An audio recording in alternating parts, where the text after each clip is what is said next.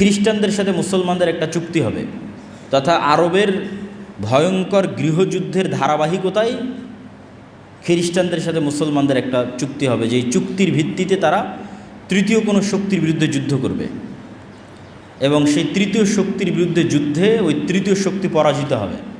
সেই তৃতীয় শক্তি কারা তা কোরআন এবং হাদিসে উল্লেখ নাই। সেই তৃতীয় শক্তি ইহুদিরা, সেই তৃতীয় শক্তি হিন্দুরা, সেই তৃতীয় শক্তি চায়নার মতো যারা বুদ্ধিস্ট, তারা, আল্লাহু আলাম। তৃতীয় শক্তির বিরুদ্ধে বিজয়ী হওয়ার পর খ্রিস্টানদের একজন মানুষ ক্রুশকে উঁচিয়ে ধরে বলবে, ক্রুশের বিজয় হোক। তখন আর এক মুসলিম উঠে সেটাকে ভেঙে দিবে অথবা ওই ব্যক্তিকে হত্যা করবে। তখন খ্রিস্টান এবং মুসলমানরা মুখোমুখি দাঁড়াবে, আর এটি পৃথিবীর ইতিহাসের সবচেয়ে বড় যুদ্ধ, তথা পৃথিবীর ইতিহাসের সবচেয়ে বড় যুদ্ধ হবে খ্রিস্টান আর মুসলমানদের মধ্যে, যেটার নাম মালহামা, যেটা বাইবেলে এবং অন্যান্য ধর্মগ্রন্থে আর্মাগেড্ডন নামে বলা হয়েছে। এবং পৃথিবীর সব ধর্মের মানুষ একজন মাসিহের অপেক্ষা করতেছে। মাসিহ মানে উদ্ধারকারী, বিপদ থেকে উদ্ধারকারী।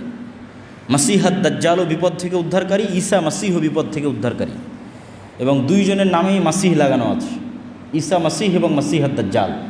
কোরআন এবং হাদিসে এই দুইজনের নামে মাসিহ লাগানো আছে, বিপদ থেকে উদ্ধারকারী। একজন মিথ্যা বিপদ থেকে উদ্ধারকারী, আর একজন সত্য বিপদ থেকে উদ্ধারকারী। এই জন্য ইহুদি হোক, খ্রিস্টান হোক, মুসলমান হোক, সবাই কিয়ামতের পূর্ব মুহূর্তে একজন মাসিহের অপেক্ষায়। এবং এই মাসিহকে এবং এই মাসিহাদ দাজ্জালকে খ্রিস্টান এবং ইহুদি ধর্মে অ্যান্টি ক্রাইস্ট হিসেবে নামকরণ করা হয়েছে। তো পৃথিবীর ইতিহাসের সবচেয়ে ভয়াবহ যুদ্ধ হবে মুসলমান এবং খ্রিস্টানদের মধ্যে, যেখানে রাসূল সাল্লাল্লাহু আলাইহি ওয়াসাল্লামের হাদিস অনুযায়ী 9,60,000 তথা প্রায় 10 লক্ষের কাছাকাছি সেনাবাহিনী একত্রিত হবে খ্রিস্টানদের। আর মুসলমানদের পক্ষ থেকে সিরিয়া এবং মদিনার তৎকালীন বিশ্বের সবচেয়ে আল্লাহওয়ালা তাকওয়াবান পরহেজগার মানুষেরা মদিনা থেকে বেরিয়ে আসবে।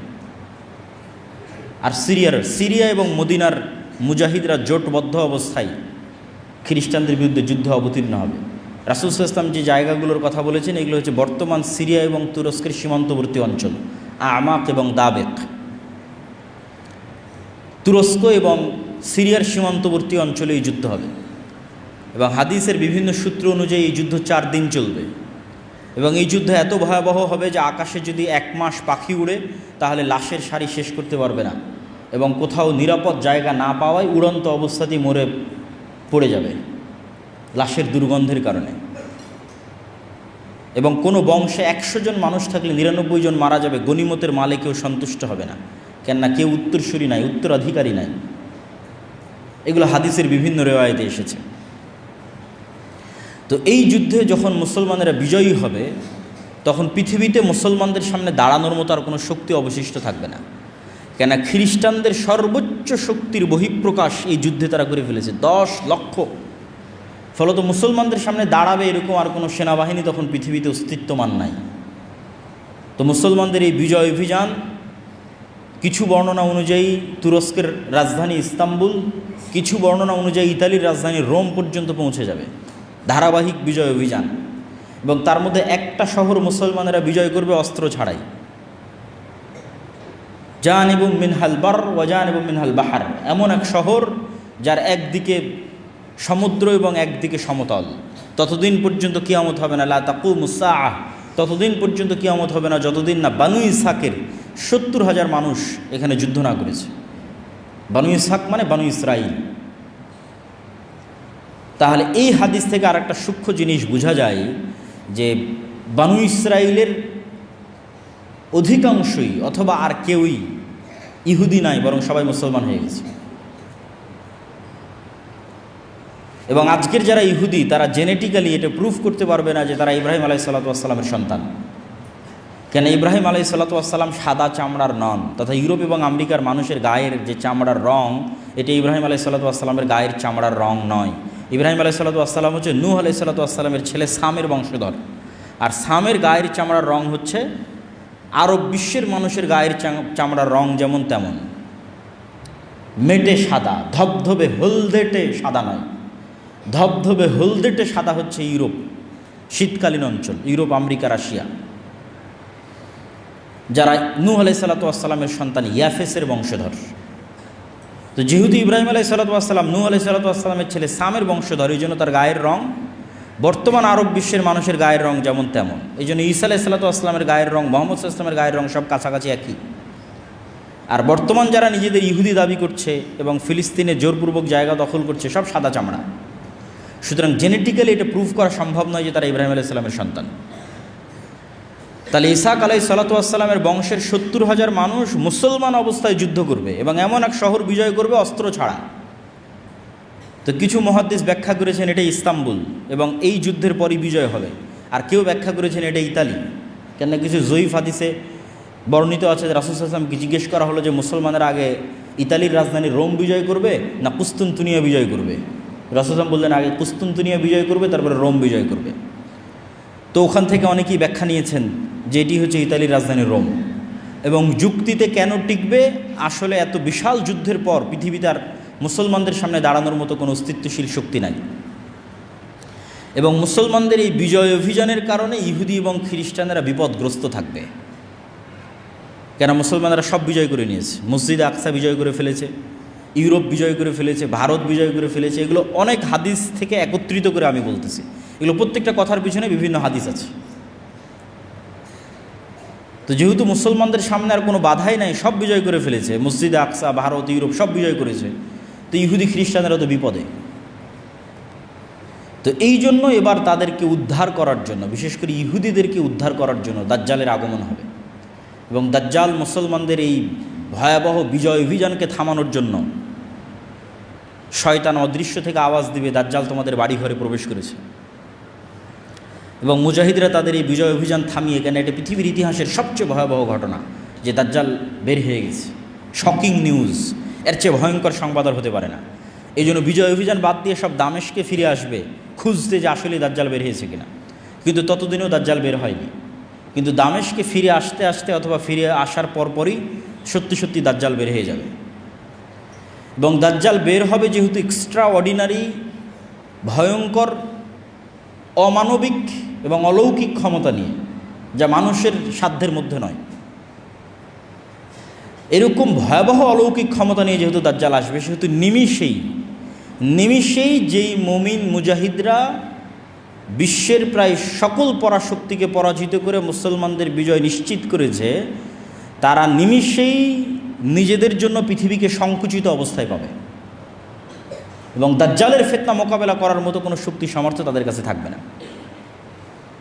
এক হাদিসে রাসূল সাল্লাল্লাহু আলাইহি ওয়াসাল্লাম বলছেন, শামের কিছু, ইরাক এবং শামের মধ্যবর্তী অঞ্চল দিয়ে দাজ্জাল যাবে। যাওয়ার সময় কোনো এক শহরে গিয়ে বলবে তোমরা আমার উপর ঈমান আনয়ন করো। তো ওই শহরের মানুষ ঈমান আনয়ন করবে, তখন ধন সম্পদ মৌমাছির চাকের সাথে যেভাবে ছুটে তাদের পিছনে সেভাবে ধন সম্পদ ছুটবে। আর শামের কোনো এক নগরীতে এসে বলবে আমার উপর ঈমান আনয়ন করো, তারা ঈমান আনয়ন করবে না। তখন আসমান এবং জমিন, ফসল উৎপাদন, বৃষ্টি বর্ষণ এমনভাবে বন্ধ করে দিবে যে যেহেতু পরিপূর্ণরূপে বৃষ্টি এবং মাটি দুটোই পানি শূন্য হয়ে গেছে, ফলত এখানে আর ঘাসপালাও খাওয়ার সুযোগ নাই, ঘাস পাতা খাওয়ারও সুযোগ নাই। তখন একটাই সুযোগ, যেটা হাদিসেই বর্ণিত আছে, যে তাদের বাড়িতে রাখা বিভিন্ন কাঠের আসবাবপত্রকে চিবিয়ে চিবিয়ে সেখানকার মধ্যে থেকে রস বের করার চেষ্টা করবে। এত ভয়ঙ্কর দুর্ভিক্ষ দেখা দেবে। তাহলে দাজ্জাল আসার পরে মুমিন এবং মুজাহিদেরা বিপদে পড়ে গেল। তাহলে দাজ্জাল এসে কাদের উদ্ধার করলো? ইহুদি এবং খ্রিস্টানদের উদ্ধার করলো। এবার মুমিন এবং মুসলমান যারা আছে তাদেরকে বিপদ থেকে উদ্ধার করার জন্য ঈসা আলাইহিস সালাম আসবে। দাজ্জালের 40 দিন অতিক্রম হওয়ার যখন শেষ হবে তখন, এবং ঈসা আলাইহিস সালাম আল্লাহর পক্ষ থেকে আরও ব্যাপক অলৌকিক ক্ষমতার সাথে প্রেরিত হবেন, যার অলৌকিক ক্ষমতার বর্ণনা বিভিন্ন হাদিসে এসেছে যে তার নিঃশ্বাসে কাফের মারা যাবে, নিঃশ্বাস যত দূর যাবে কাফের মারা যাবে। দাজ্জালকে হত্যা করতে হবে না, ঈসা আলাইহিস সালামকে দেখলেই লবণের মতো, লবণ যেভাবে পানিতে পড়লে গলে যায় সেভাবে গলে যাবে, কিন্তু তারপরে ঈসা আলাইহিস সালাম তাকে হত্যা করবেন। তো ঈসা আলাইহিস সালামের আগমন এবং দাজ্জালের পৃথিবীতে আগমন, এই দুইটাকে অনেক নাস্তিক, অনেক হাদিস অস্বীকারী বিভিন্ন যুক্তিতে অস্বীকার করতে চায়। তামিম আদ-দারির হাদিসে দাজ্জালের বিশাল দেহের কথা বলা আছে, দাজ্জালকে দ্বীপের মধ্যে দেখতে পাওয়ার কথা বলা আছে। তো এখন তো বিজ্ঞানের যুগ, সারা পৃথিবী মানুষের নিয়ন্ত্রণে, কোথায় দাজ্জাল? আর দাজ্জালের এত বিশাল দেহ কীভাবে হয়? আর কেমনি বা ঈসা আলাইহিস সালাম আসমান থেকে নেমে আসবে? তো এটা বিশ্বাস করা অত কঠিন কিছু নয় যদি মানুষের আগের অতীতের নলেজ থাকে। অতীতের নলেজ কি? আদম আলাইহিস সালামই তো নিজে স্বয়ং আসমান থেকে নেমে এসেছে, তাহলে আসমান থেকে নেমে আসা তো নতুন ঘটনা নয়, তো পুরাতন ঘটনা। মুহাম্মদ সাল্লাল্লাহু আলাইহি ওয়াসাল্লাম নিজে আসমান সফর করে এসেছে, তাহলে বিশ্বাস অনুযায়ী আসমানে যাওয়া এবং আসমান থেকে আসা পৃথিবীতে কোনো নতুন ঘটনা নয়, পুরাতন ঘটনা। যদি নতুন ঘটনা হতো তাহলে বিশ্বাস করতে কষ্ট হওয়া স্বাভাবিক। পুরাতন ঘটনা বিশ্বাস করতে কেন কষ্ট হবে? আদম আলাইহিস সালামকে নিজে যেখানে হাদিসে বলা হচ্ছে তিনি 60 হাত, প্রায় 30-35 মিটার, প্রায় 10 তলা বিল্ডিংয়ের সমান উঁচু। তা আদম আলাইহিস সালাম নিজেই যদি 10 তলা বিল্ডিংয়ের সমান উঁচু হয়, তাহলে তার কোনো সন্তান বৃহৎ দেহের হওয়া এটা তো অস্বাভাবিক কিছু নয়, অসম্ভব কিছু নয়, ইললজিক্যাল কিছু নয়, অবাস্তব কিছু নয়। তাহলে অতীত সম্পর্কে নলেজ থাকলে এই জিনিসগুলোর উপর প্রশ্ন উত্থাপন করা অযৌক্তিক। এবং দাজ্জালকে যখন হত্যা করা হবে তখন আল্লাহ সুবহানাহু ওয়া তাআলা ঈসা আলাইহিস সালামকে বলবে, যেই ফিতনা ওই মুমিন মুজাহিদরা অতিক্রম করতে পারেনি যারা বিশ্ব বিজয় করেছে, সেই ফিতনা বিজয় করলো ঈসা আলাইহিস সালাম। এবার ঈসা আলাইহিস সালামকে বলা হচ্ছে এবার এমন ফিতনা বের হবে যা তুমিও পারবা না, তারা হচ্ছে ইয়াজুজ এবং মাজুজ। তুমি এখন মুমিন মুজাহিদদের নিয়ে তুর পাহাড়ে আশ্রয় নাও, তোমার পক্ষে সম্ভব নয় ফিতনা মোকাবেলা করা। তো ইয়াজুজ মাজুজও আদমের সন্তান, দাজ্জালও আদমের সন্তান, ঈসা আলাইহিস সালামও আদমের সন্তান। দাজ্জালও কোনো দেশের নাম দাজ্জাল নয়, কোনো এআই চ্যাট জিপিটি কোনো টেকনোলজির নাম দাজ্জাল নয়। দাজ্জাল মানুষ, আদমের সন্তান, এবং ইয়াজুজ মাজুজও মানুষ, আদমের সন্তান। ইয়াজুজ মাজুজের সংখ্যাধিক্যের পরিমাণ বুঝতে হলে রাসূল সাল্লাল্লাহু আলাইহি ওয়াসাল্লামের একটা সহিহ হাদিস মাথায় রাখতে হবে। আল্লাহ নবী বললেন আদম সন্তানের প্রত্যেক 1099 জন জাহান্নামী। তো সাহাবীরা দুশ্চিন্তায় পড়ে গেলেন যে 1000-এ যদি 999 জন জাহান্নামী হয় তাহলে তো আমরাও মানে আমাদের জান্নাতে যাওয়ার সম্ভাবনা কোথায়? তাহলে রিস্ক তো ভয়ঙ্কর, ভয়াবহ রিস্ক। 1000-এ 999 জন, একজন মাত্র জান্নাতে। তো রাসূল সাল্লাল্লাহু আলাইহি ওয়াসাল্লাম বলেন দুশ্চিন্তার কিছু নয়, এই 999 জনের অধিকাংশই ইয়াজুজ মাজুজ। তাহলে 999 জনের কতজন ইয়াজুজ মাজুজ তা রাসূল সাল্লাল্লাহু আলাইহি ওয়াসাল্লাম বলেননি। যদি 900 জনও ইয়াজুজ মাজুজ হয় 999-এর, তাহলেও আদম থেকে নিয়ে কিয়ামত পর্যন্ত যা মানুষ আসবে তার অন্তত 900 গুণ হতে হবে ইয়াজুজ মাজুজকে। এখনকার পৃথিবীর 600 কোটি মানুষের 900 গুণ এ কথা বলিনি। আদম থেকে নিয়ে কিয়ামত পর্যন্ত যা মানুষ তার অন্তত 900 গুণ না হলে কেমনে 1000-999-এর 900টা ইয়াজুজ মাজুজ হবে জাহান্নাম? তাহলে ইয়াজুজ মাজুজের সংখ্যা কত? তাহলে এত বিশাল ইয়াজুজ মাজুজ কোথায় আছে আর দাজ্জাল কোথায় আছে? এই বিশ্বাস মজবুত করার জন্য কয়েকটা জিনিস মাথায় রাখতে হবে। এক, আল্লাহ সুবহানাহু ওয়া তাআলা মানুষকে অনেক সীমাবদ্ধ শক্তি দিয়ে সৃষ্টি করেছেন, এবং এটা আজকের বিজ্ঞানও স্বীকার করে। ডার্ক এনার্জি এবং ডার্ক ম্যাটার যে কেউ সার্চ দিলে দেখতে পাবে যে পৃথিবীর 2%ও মানুষ দেখতে পায় না, অনেক কম, 2-5% মানুষ দেখতে পায়, বাকি 95%ই অদৃশ্য। আসমান এবং জমিনের মধ্যে যা কিছু আছে এটা বিজ্ঞান দাবি করতেছে। তো তারা নাম দিয়েছে ডার্ক ম্যাটার, ডার্ক এনার্জি। এবং বিজ্ঞান বলতেছে ডাইমেনশন, যে এক ডাইমেনশনের জিনিস আর এক ডাইমেনশনে থাকা জিনিসকে দেখতে পাবে না। এটা যদি আমরা আমাদের লাইফ দিয়ে বুঝতে চাই, তাহলে একটা পিঁপড়া আমাকে কিভাবে দেখে আর আমি একটা পিঁপড়াকে কিভাবে দেখি, একটা কুকুর আমাকে কিভাবে দেখে আমি একটা কুকুরকে কিভাবে দেখি, তোমরা আমাকে এখন যেভাবে দেখতেছো, আপনারা আমাকে এখন যেভাবে দেখতেছেন, একটা কুকুর তো এভাবে দেখে না। সে এতগুলো রং, সবগুলো রং সে দেখতে পায় না, মাত্র 2টা রং দেখতে পায়। এবং সে চেহারা ফেসে মানুষকে চিনতে পারে না, গন্ধে চিনতে পারে। একটা সাপ আমাদেরকে কিভাবে দেখে আর আমরা একটা সাপকে কিভাবে দেখি, দেখার অ্যাঙ্গেল ভিন্ন। আমি একটা সাপকে পরিপূর্ণ দেখতে পাচ্ছি, একটা পিঁপড়াকে পরিপূর্ণ দেখতে পাচ্ছি, পিঁপড়া তো আমাকে আসলে পরিপূর্ণভাবে দেখতে পায় না। এবং একটা পাখিকে যদি মসজিদের মধ্যে ছেড়ে দেওয়া যায়, সেই জানালা খুঁজে বের করতে পারবে না কোন দিক দিয়ে জানালা, আমরা দেখতে পাচ্ছি জানালা। তাহলে ওর দেখার দৃষ্টি সীমা একরকম, আমার দেখার দৃষ্টি আর এক রকম। ঠিক একই অবস্থা আমাদের চেয়ে আপার ডাইমেনশনে যে সমস্ত ফেরেশতা এবং জিনেরা আছে, ওরা আমাদেরকে স্পষ্ট দেখতে পাচ্ছে। এই মসজিদে যেহেতু ফেরেশতা আছে, কিন্তু আমরা দেখতে পাচ্ছি না। তো জিন এবং ফেরেশতাকে আল্লাহ সুবহানাহু ওয়া তাআলা যেভাবে অদৃশ্য রেখেছেন সেভাবে অদৃশ্য রাখতে পারেন, এটা যেমন যৌক্তিক। বর্তমান পৃথিবীর সবই যে মানুষ জেনে নিয়েছে এটাও ভুল কথা। মাটির নিচে কি আছে সেটাই মানুষ ভালোভাবে জানে না, যদিও চাঁদ পর্যন্ত পৌঁছে গেছে মানুষ, কিন্তু মাটির নিচে মানুষের সফরের সীমাবদ্ধতা হচ্ছে 12 কিলোমিটার, অথচ উপরে মানুষ অনেক দূর চলে গেছে। সমুদ্র এবং মাটির নিচে এই দুইটা সবচেয়ে রহস্যপূর্ণ, আকাশের চাইতেও বেশি রহস্যপূর্ণ। এবং তারপরেও আরেকটি বিষয় থাকে, সেটি হচ্ছে আল্লাহ সুবহানাহু ওয়া তাআলা বলেছেন তিনি তার আসমান সৃষ্টিতে যা সময় লেগেছে জমিন সৃষ্টিতে তাই সময় লেগেছে, এবং 7 আসমান এবং 7 জমিন সৃষ্টি করেছেন, তথা 7 আসমান যা বিশাল 7 জমিন তাই বিশাল। ওয়া ইয়াতানাজ্জালুল আমরু বাইনাহুন্না, আর আল্লাহর ওহী, আল্লাহর আদেশ 7টাতেই অবতীর্ণ হয়, 7 আসমান এবং 7 জমিনই অবতীর্ণ হয়।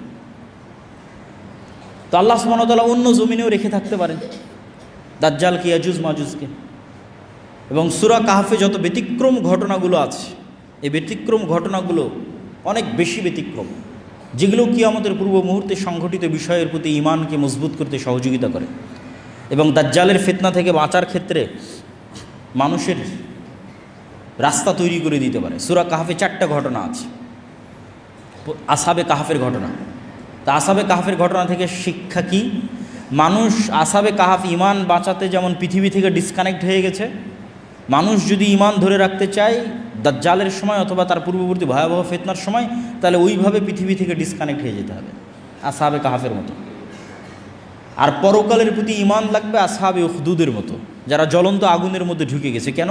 ওইটা তাদের কাছে জ্বলন্ত আগুন নয়, ওইটার মধ্যে তো ওরা জান্নাত দেখতে পাচ্ছে, এটা তাদের ওসিলা জান্নাতে যাওয়ার।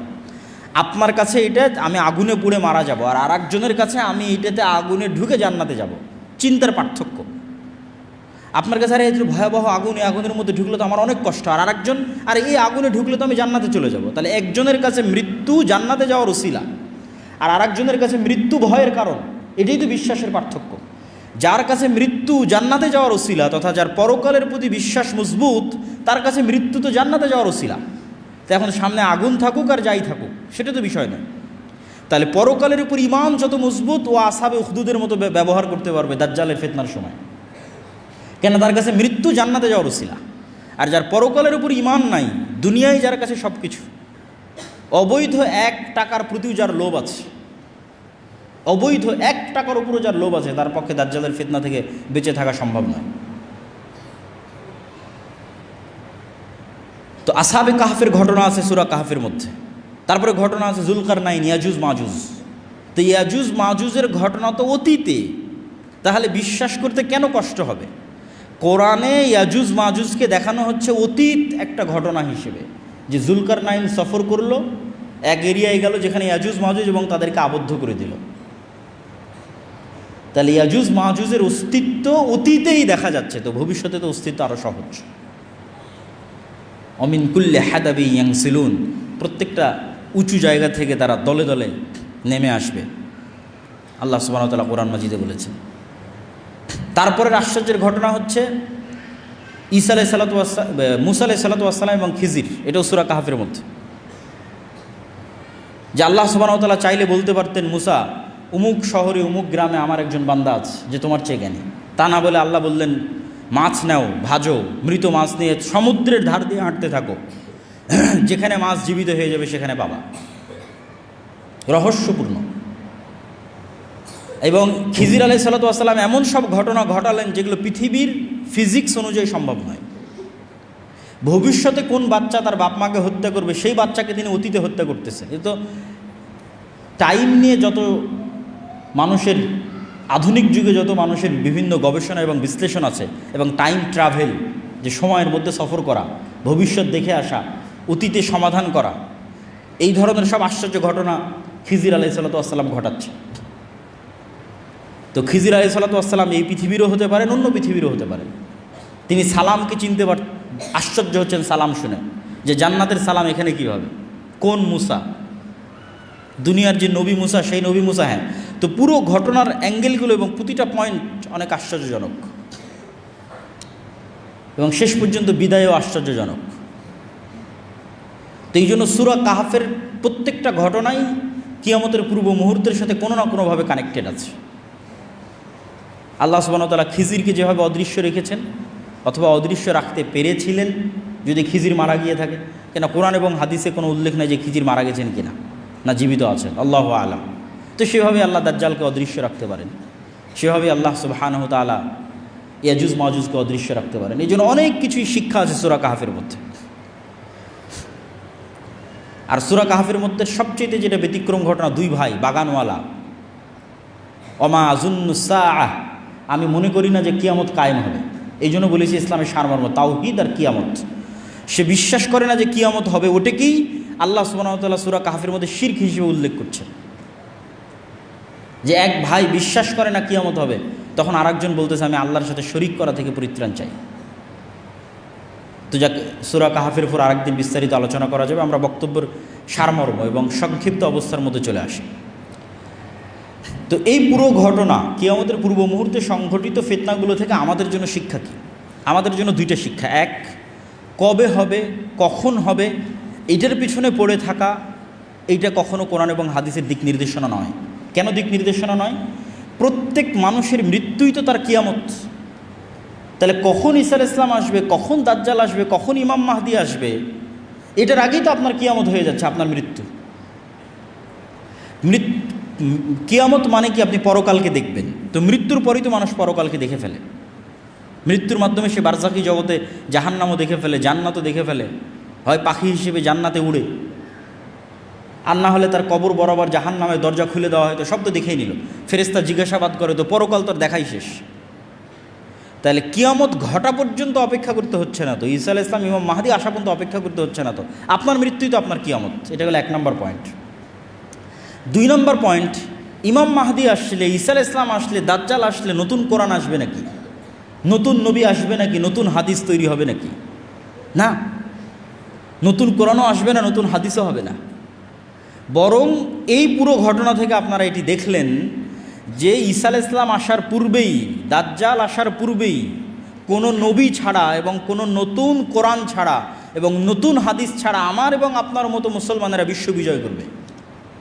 10 লক্ষ খ্রিস্টান বাহিনীকে পরাজিত করবে, মসজিদে আকসা বিজয় করবে, ভারত বিজয় করবে, ইতালি বিজয় করবে, কোনো নতুন নবী ছাড়া, নতুন কোরআন ছাড়া, আমার এবং আপনার মতো মুসলমানেরা। তাহলে যা ঘটার সেটা তো 1400 বছর আগেই ঘটে গেছে। মানে সবচেয়ে আসল ঘটনা তো 1400 বছর আগে ঘটেছে, সেটা হচ্ছে কোরআন এবং হাদিস। এবং ঈসা আলাইহিস সালামও এসে এই কোরআন এবং এই হাদিসের উপর আমল করবেন। তাহলে কাজের জিনিসটা আমার এবং আপনার কাছে আছে। আর কিয়ামতও তো নির্ধারিত, সেটা যে আমার এবং আপনার মৃত্যু। তাহলে কবে ইমাম মাহদি আসবে, সেই দিন সব কিছু হবে, এই অপেক্ষায় বসে থাকা বুদ্ধিমানের? না, যেটা আসল ঘটনা ঘটে গেছে এবং আপনার কাছে আছে, আর আমার এবং আপনার মতো মুসলমানেরা এত বড় বড় বিজয় সম্পূর্ণ করবে, তাহলে আপনি কেন চেষ্টা করবেন না? আর তো নতুন নবীও আসবে না, নতুন কোরআনও আসবে না। তাহলে আমার এবং আপনার জন্য কাজ স্পষ্ট, আমার মৃত্যু, আমার কিয়ামত, আর এই কোরআন এবং এই হাদিসের মাধ্যমে মুসলমানদের বিজয় হবে। এই কোরআন এবং এই হাদিস ফলো করেই কিয়ামতের পূর্ব মুহূর্তে মুসলমানেরা বিজয় করবে, ইমাম মাহদি বিজয় করবে, ঈসা আলাইহিস সালাম বিজয় করবে। সেই কোরআন এবং হাদিস আমাদের কাছে আছে।